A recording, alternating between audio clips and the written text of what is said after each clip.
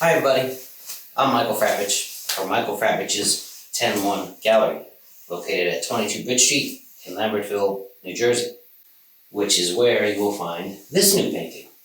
It's titled Second Thoughts, and this is the second painting now that will have been in Fine Art Connoisseur magazine. So welcome to everybody who's come over from Fine Art Connoisseur magazine. So this painting is completely different than the painting we had in the last issue of Fine Art Connoisseur magazine. Now, this painting here was a fully executed, fully finished, large-scale painting where I combined a couple of different styles, Impressionism and a sort of an academic realism, to fulfill the vision for that painting that I had. This one is completely different. So why? What explains that? Well, I like to work in a lot of different styles as an artist because sometimes you want to say something that suits a particular style better than another style of painting. Like, take it from a musical standpoint. A musician might want to say something with a nylon string guitar that is completely different than what you can say with an amped up electric guitar, which is completely different than what you can say on piano or on flute or on a trombone, right? It's all music. Well, this is all art. But you like to have the right tool to communicate what it is you have a vision to communicate.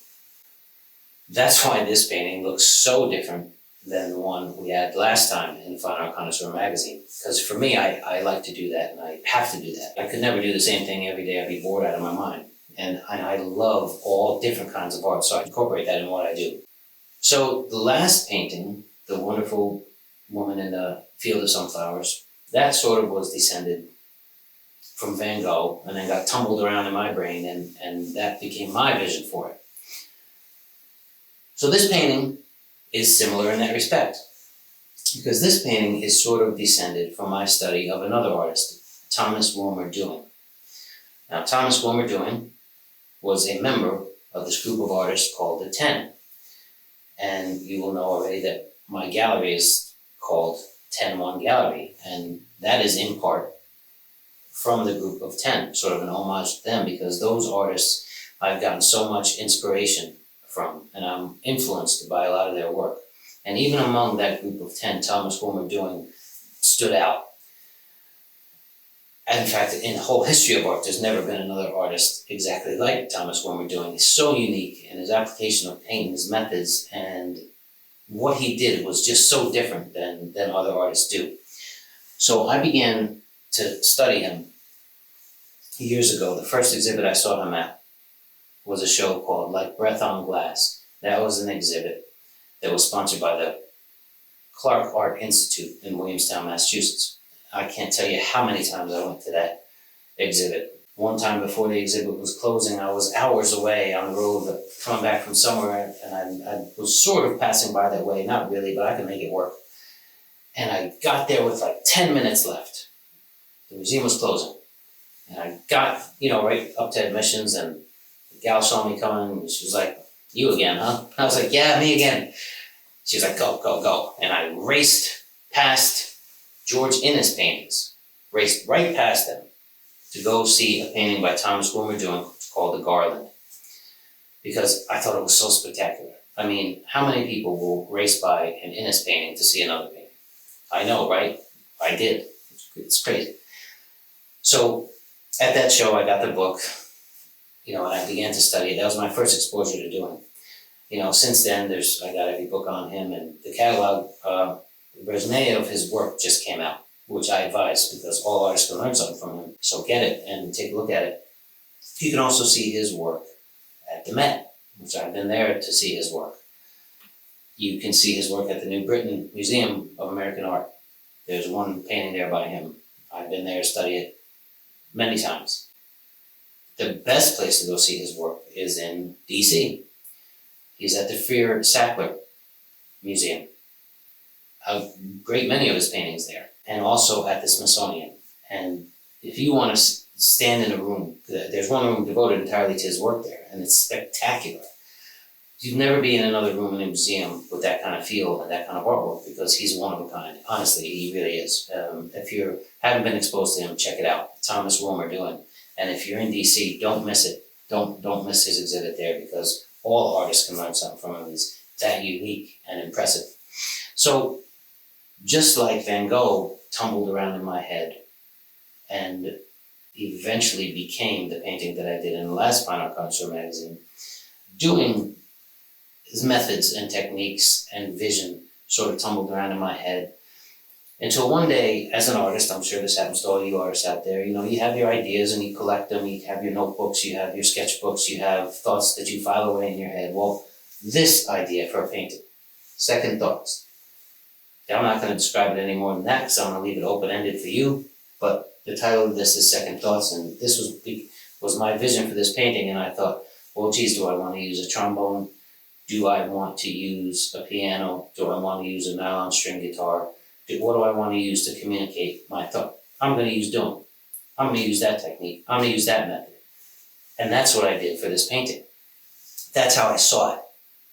And having the tools at your disposal as an artist is important, because when you see it a certain way, hopefully you have what it takes to pull it off and express it the way that you see it. That's what we're all striving for as an artist.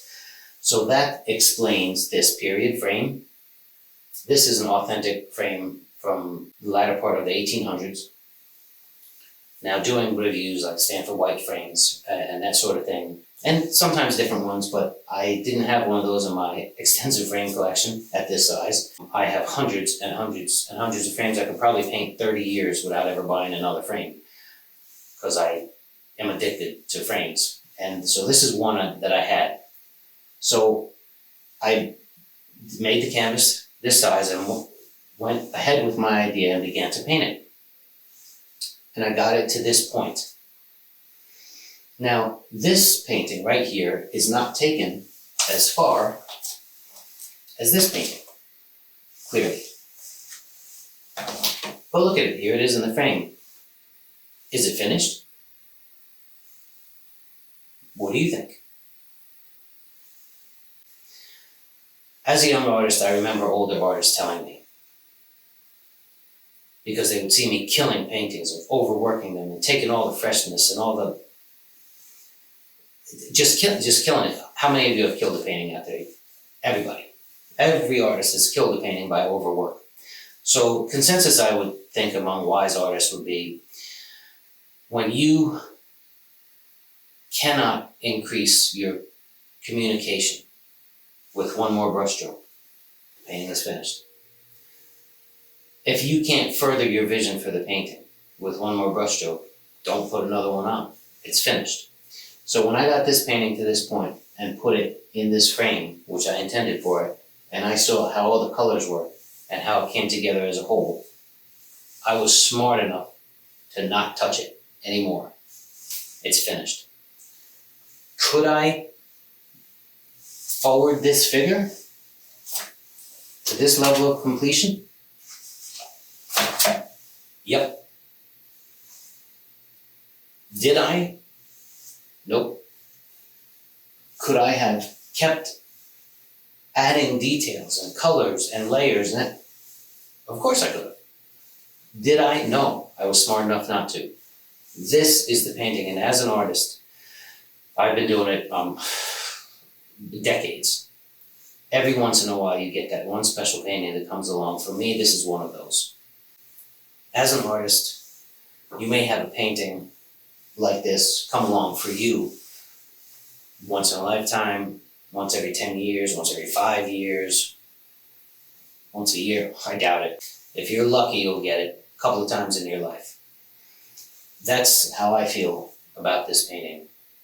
It's just one of those gifts that you get as an artist on a really rare occasion. Sometimes it never happens. I know for me, I've been an artist, my entire life, selling paintings since I was 16. And in my entire life, there's been two that I wanted to hold on to. This was one of the two. The other one is since I had to let it go because someone made me a ridiculous offer on it and I had to accept. Not even just for the dollars, but because it was a fantastic client who had bought many other paintings, really wanted that one, made me an offer I couldn't refuse. But I have visiting rights, so I did retain that. But this is the other. In my life, two, since I sold my first painting when I was 15 or 16. So that is the short story of this painting, Second Thoughts. Okay, so it's different seeing a painting in a gallery setting and at home on your easel or in your studio when you set it up. So let's go over to the gallery and see this painting hung in the gallery setting and lit right. And because it's, as an artist, don't you love bringing your paintings over to the gallery or go seeing a show with all your work hung up and lit properly and all that? So let's take this over to the gallery and see how it changes, because it does.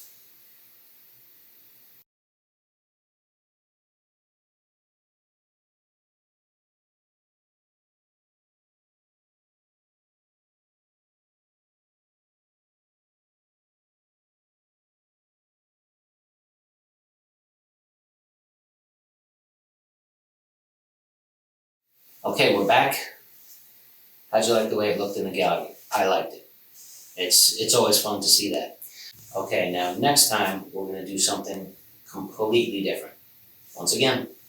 So until then, I'm Michael Fratrich for Michael Fratrich's 10-1 Gallery. See you next time. See? Okay, that was an easy one. That was an easy one. That was an easy one.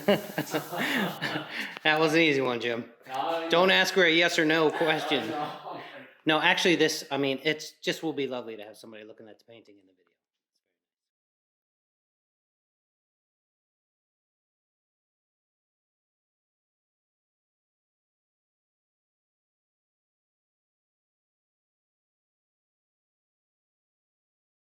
Was second thoughts about not going for a marriage. Oh, damn. Take the painting down, Jim. It's over. We're done.